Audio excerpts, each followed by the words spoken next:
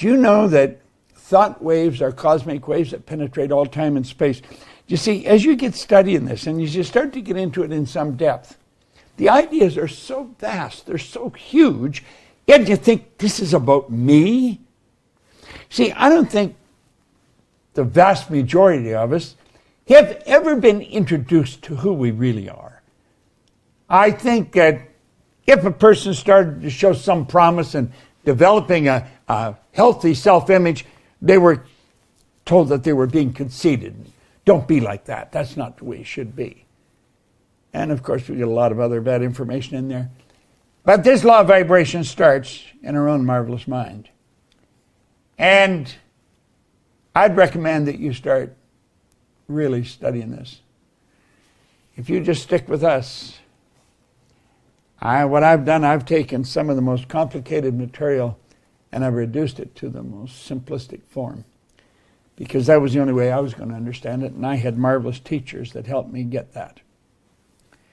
Now, Lincoln said something absolutely incredible. Lincoln said many things that are incredible, but he said, to believe in the things you can see and touch is no belief at all. But to believe in the unseen is a triumph and a blessing. Think of that.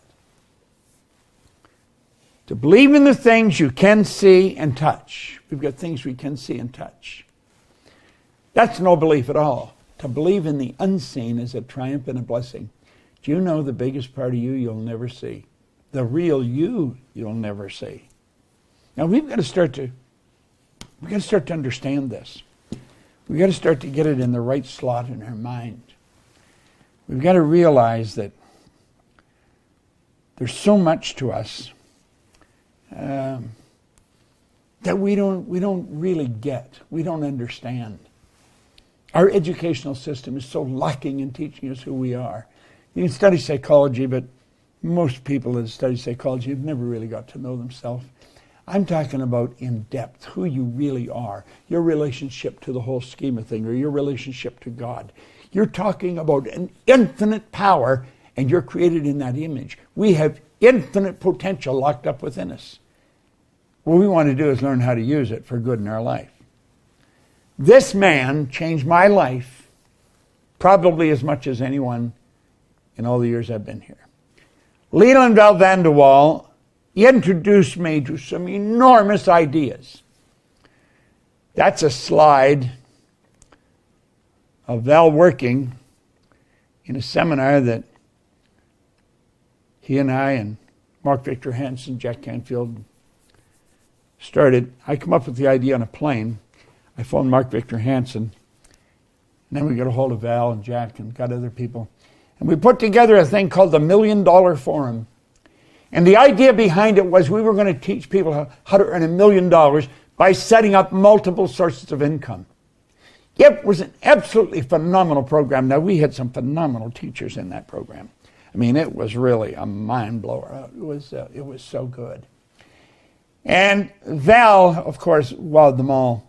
He's gone now, God bless him, but he had such an impact on my life. And he helped me, he got me into things that I never thought of in my life. He was the one that first told me about this. He says, those who tell stories rule society. He said, learn lots of stories, Bob.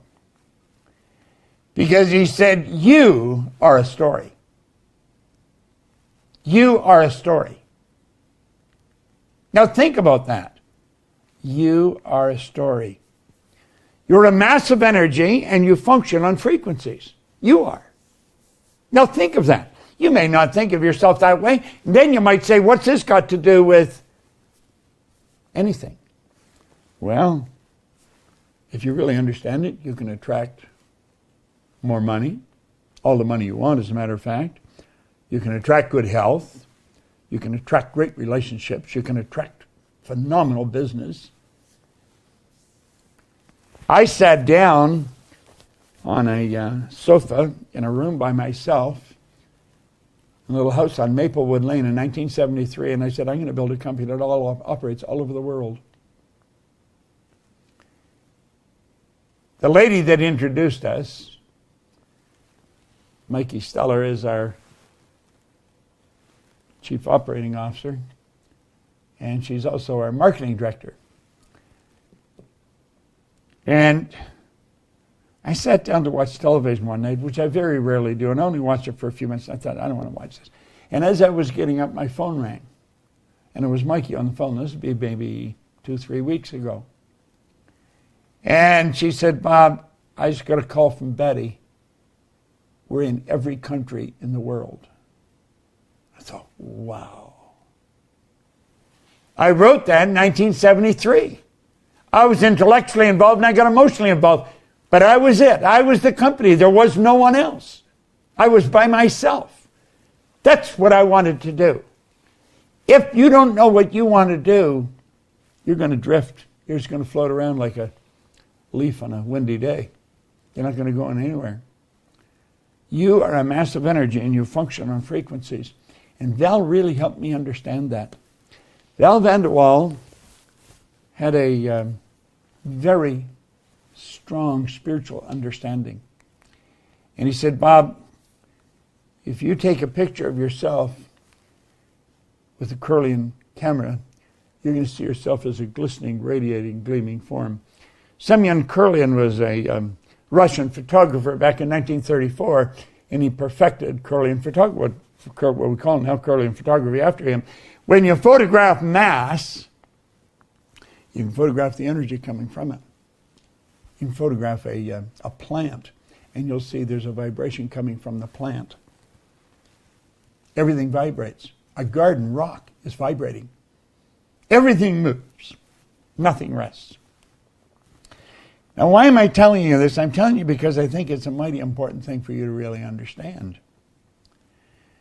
You see, energy functions on frequencies, and that's what you're made of.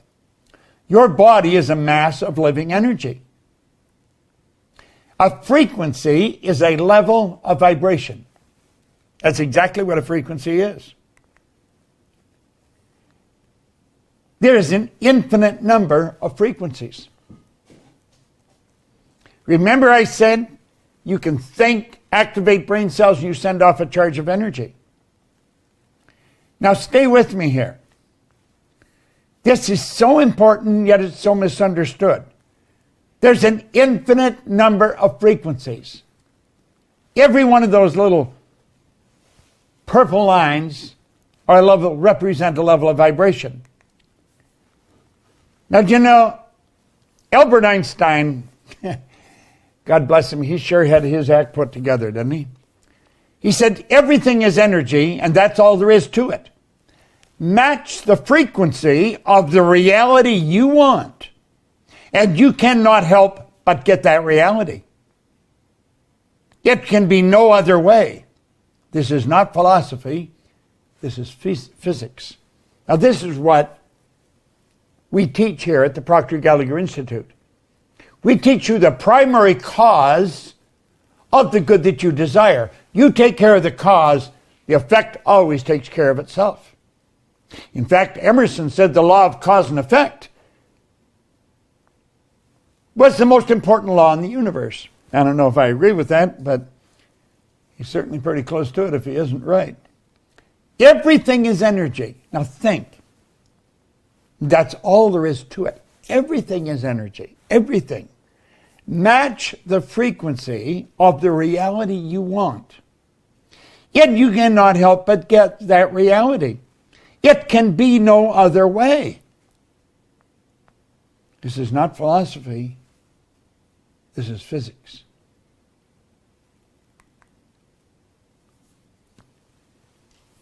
Earl Nightingale said essentially the same thing in 1959. He brought out the strangest secret record. Right at the beginning of that recording, he talks about the good Dr. Albert Schweitzer being interviewed at an airport in London when he got off a plane. And they asked the good doctor, what was wrong with man today? He said he thought about it for a while. And then he said, man simply doesn't think. We do not think. You say, well, everybody thinks. No.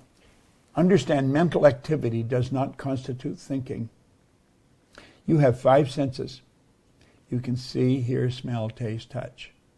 When any of those 5 senses are affected, it causes mental activity. That is not thinking. It causes pictures to fly in your mind. That is not thinking.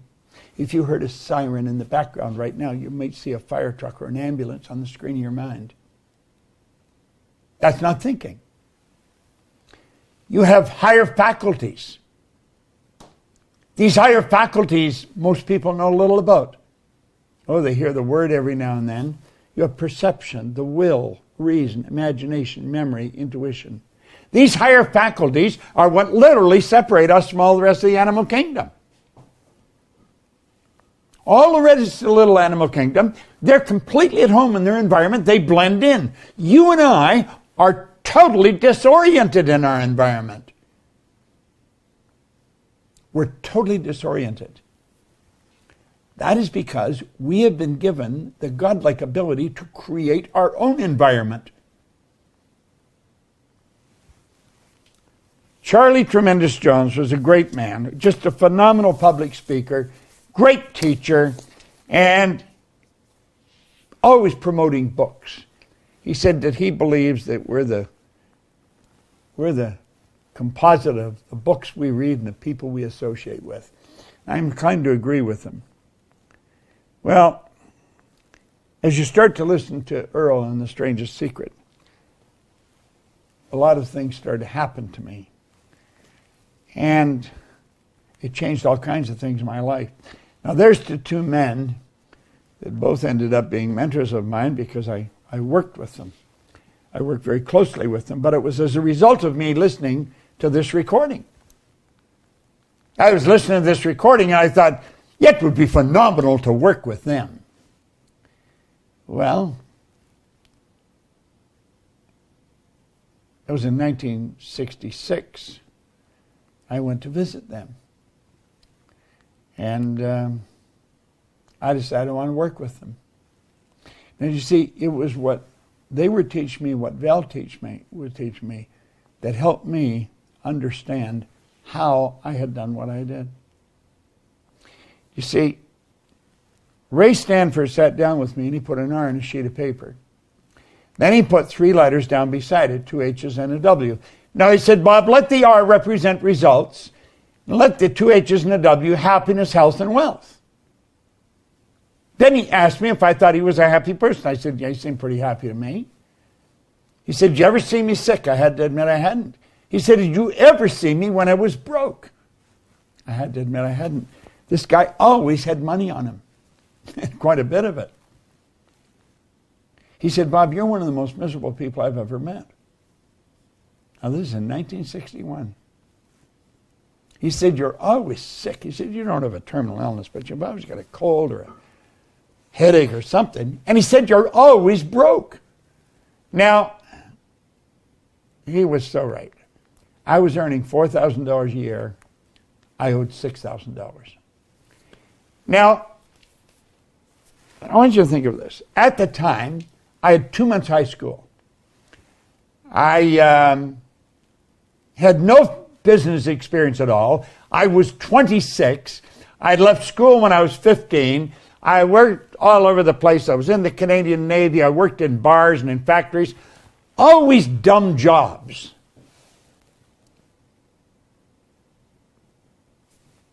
No wonder I was unhappy, sick, and broke. I studied nothing. I read nothing. He said, do you ever read anything? And I said, no, I can't read. And that's when he introduced me to this book. And he said, Bob, Napoleon Hill studied 500 of the world's most successful people over many, many years. And it was at the counseling of the richest man in the world that he did that, Andrew Carnegie. And he found there was a golden thread running through their life. And he wrote the Laws of Achievement. I have the Laws of Achievement right here. Pull those 4 over a bit. And they are right there. There's 8 little books. And that was the Laws of Achievement. Now, he wrote those at the request of Andrew Carnegie. Carnegie said it was a shame, like people like himself, who was the wealthiest man in the world, is going to their grave with all his knowledge locked up in their bones. He said nobody's ever organized the Laws of Achievement. And as a result, most people never achieve very much. And he got held to do it. Well, after he did it, then this book, The Laws, or Think and Grow Rich, came out of that. And this is what I was really into studying. Okay? You know that within a year, my income was at $175,000. Now, at the beginning, the end of this meeting, Arash is going to be giving you a directive. And what I would suggest you do is listen very carefully to him. This is a goal card that I have my goal written on. I carry this in my pocket. Every time I put my hand in my pocket and touch that card, the picture that's in my mind flashes on the screen in my mind. I painted the picture in words on the card, and it's tucked into cells in my brain. Well, that's how I went from earning $4,000 to $175,000, and I did it in less than a year. This is no formal education, no business experience. I had no idea what I was doing. In less than 5 years, I was over $1 million a year. I had business operating in Toronto, Montreal, Boston, Cleveland, Atlanta, in London, England. If you ask me how I did, I had no idea. I had no idea. I have found out since it was through the repetition of what I'm talking to you about right now. The action of repeating something that has already been said or written. Look at.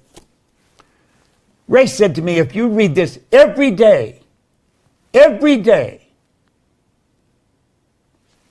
your life will change.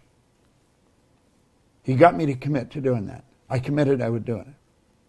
And God only knows why I've kept that commitment. In my 60th year, every day. I don't read a lot of it. I just open and read something. Right here. That's just where I open it now. Remember, too, that all who succeed in life get off to a bad start. And they pass through many heartbreaking struggles before they arrive. The turning point in the lives of those who succeed usually comes at the moment of some crises, through which they're introduced to their other selves.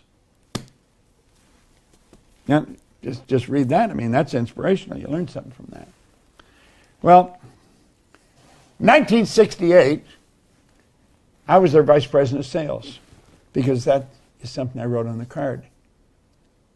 I decided I wanted to work with them. I wanted to work right beside them. And I had an office right beside the two of them. This is vice president of sales. And you know, Earl taught me something that is so valuable. And I want to share it with you. He said, you know, Bob, there's an enormous difference between knowledge and experience. Now, I want you to think about that. Because when he sat down and explained this to me, and he said, before we agreed that you were going to come here, Bob, to work, we checked you out. And that's when he told me, he said, you've got something very strong going for you that we need in our company. And that's when he told me, he said, there's an enormous difference between knowledge and experience. He said, you see, Bob, if we read the book and we understand it, we can talk about what's in it. We have some knowledge. But he said experience is totally different. Experience is when you've done it. So you just don't think this is right information. You know it's the right information. What I teach here in our programs, I don't wonder if it works. I know it works. I'm going to be 87 in July, and I feel like I'm just getting warmed up. I have no intentions of slowing down.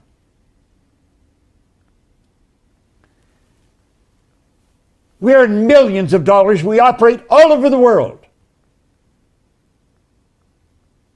And I believe we share some of the most powerful information in the world. It's not just something I've studied. It's something I did. And it was only after I did a lot of this that I got help. Because one day in London, I was thinking, how in the heck did I do this? I was actually being irresponsible. I was earning over $1 million. I would go into the Playboy Club and play roulette on Hyde Park, right next to the London Hilton. And I didn't care if I lost the money because I knew where the money was. And one day I thought, this is being very irresponsible. And I think, how the heck did this happen to me? Because you see, I had been struggling all my life up until I met Ray, and he gave me the book to study. I had really been struggling my whole life. Never had a half-decent job, had nothing really going for me. And here I am, owning a company that operates in 7 cities, 3 countries. And I thought, how did it happen? And I couldn't figure it out. You see, I knew I wasn't lucky. I just inherently, I just had an innate awareness that I was not lucky. I had been raised to believe if you're going to earn a lot of money, you've got to be really smart. I knew I wasn't really smart. I knew that. I knew a lot of people thought I was, but I knew I wasn't really smart. And I'd been raised to believe if you don't go to school, you can't get a good job. I hadn't gone to school, and I didn't have a good job. I owned the whole company. And so I made up my mind that I was going to find out how my life changed. I wanted to know how it changed. And since that's what I wanted to know, that's what I started to find out. And that's where I learned the power of repetition. I was sitting with a lady, Catherine Weishaupt. She's from Germany. She is in Germany. And I was sort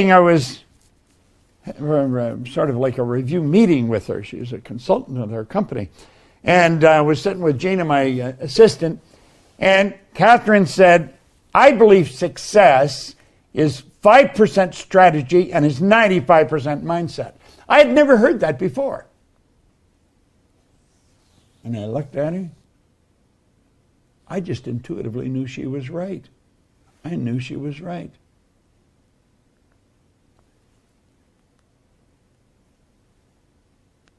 I would go back to when I was on the street in England, I don't even know if I knew what strategizing meant.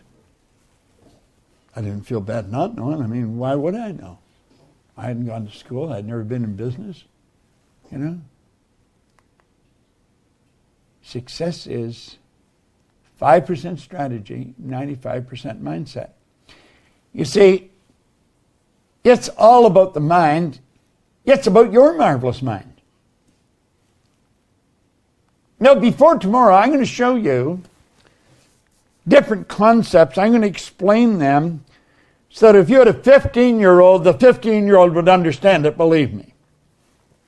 I pride myself in explaining things in a very simple manner. I don't want to complicate it. The people that taught it to me did that. They kept it very simple. It's about your marvelous mind. As Van de Waal taught me, he says it's all in awareness, Bob. He said there's a marvelous inner world that exists within us. And the revelation of such a world enables us to do, to attain, to achieve anything we desire within the bounds or limits of nature. Now listen, this is vitally important information.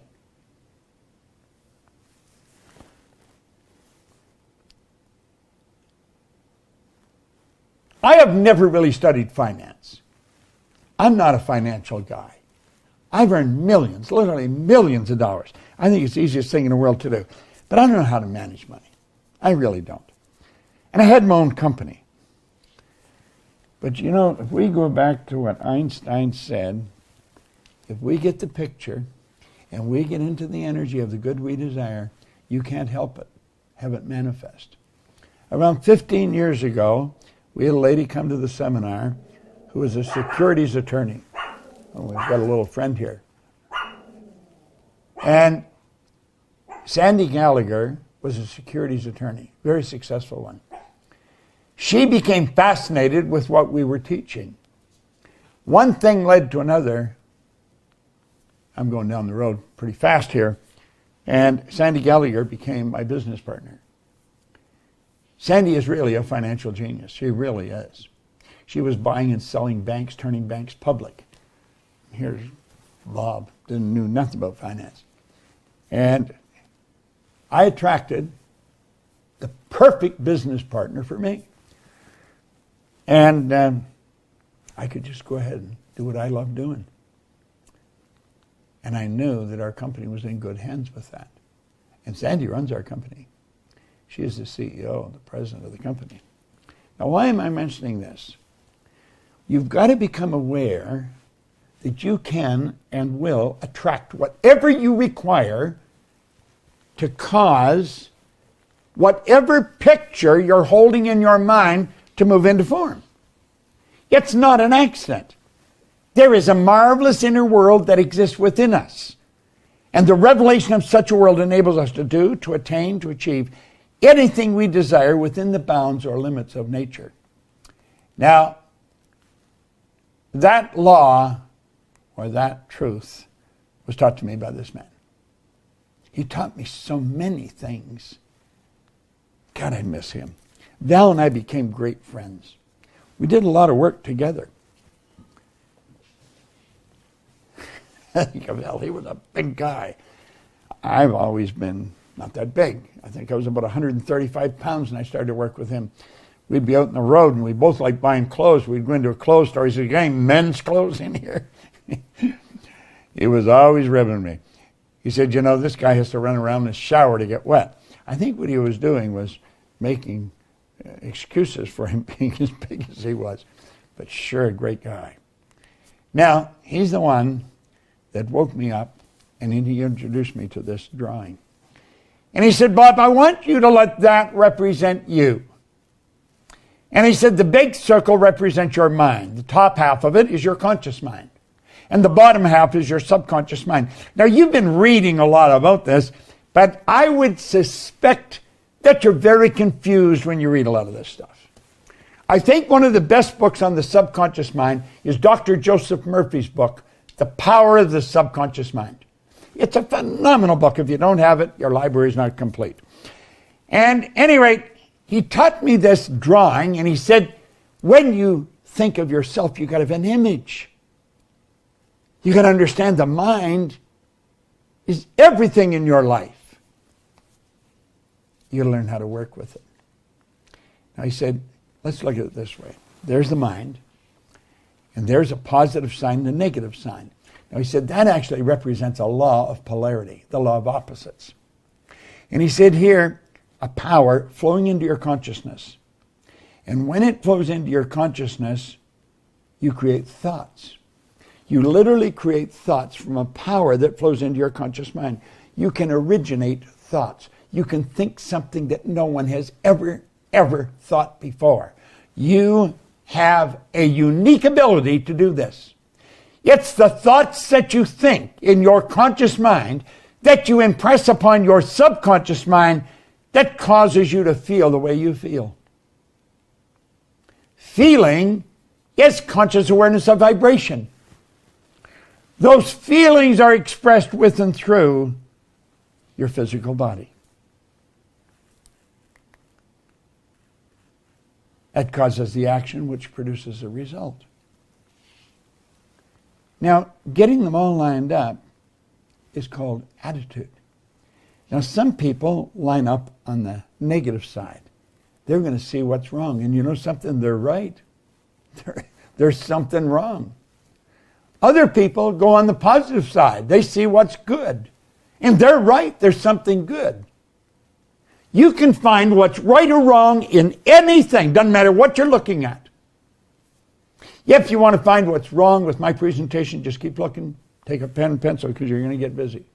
Or if you want to look at what's right, look at that.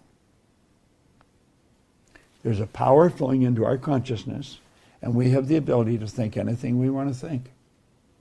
And it's the thoughts we think that causes the feelings because we get emotionally involved with them.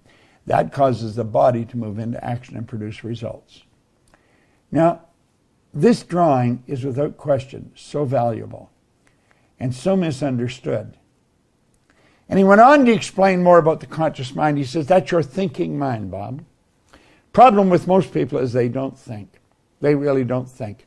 Mental activity never constitutes thinking. I remember when he said that, and I never forgot it. He said, that is your thinking mind. It's also referred to as the educational mind. This is you I'm talking about.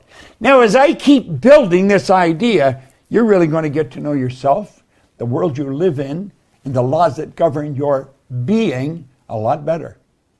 Yet, as you understand yourself a lot better, you're going to find your finances are going to improve, your health is going to improve, your relationships are going to improve, your whole world starts to get better.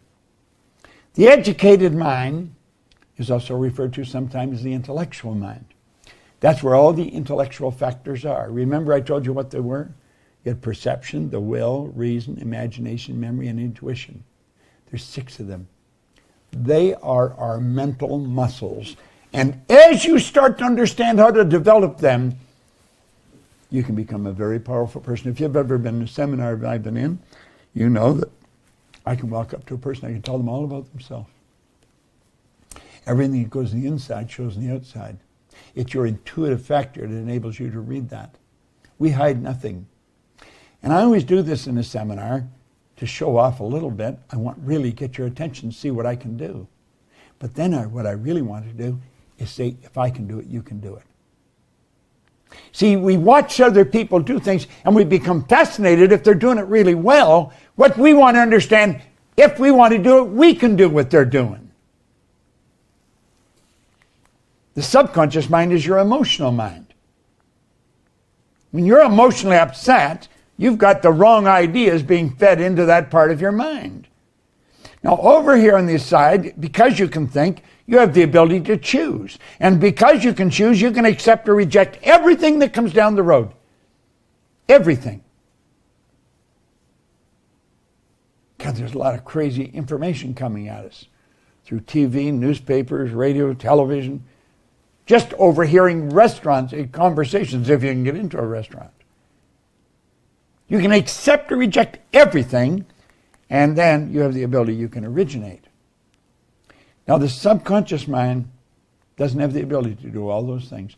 All those magnificent abilities are in the conscious mind. The subconscious, it must accept whatever you give to it. Must. It has no ability to reject. And get this. It's what you impress upon your subconscious mind that ultimately turns into results in our life. This is where we want to get our imagination going in high gear. Your subconscious mind cannot differentiate between what you've imagined and what's real. It has no ability to differentiate between the two. Unfortunately, most people imagine what's wrong.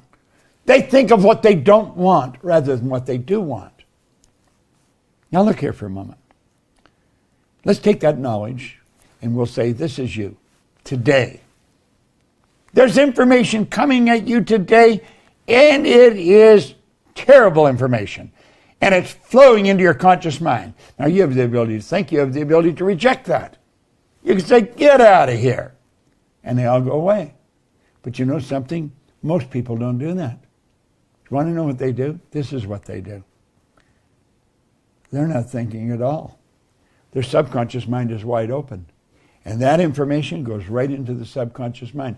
Remember what we said about the subconscious? It has no ability to reject all that negative information. Why do we leave the mind open like that? It's our paradigm. It's how we're programmed. We're literally programmed to live that way. Who did this? Why did they do this? Well, let's take a look. We'll just close the window on that for a minute. Let's go over here. This is you as an infant. Now, the more you understand this, the more you're going to be able to put tomorrow's lesson to work. Because I'm going to get in and I'm going to show you how you attract whatever you're in harmonious vibration with. This is you as an infant. Your subconscious mind was wide open when you arrived on the scene.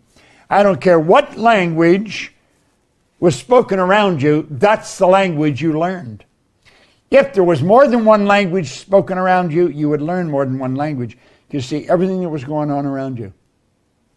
All the love, the hate, the prejudice, it was all programmed right into your subconscious mind. Just like in the song, a person has to be taught to love and hate. They must be taught before they're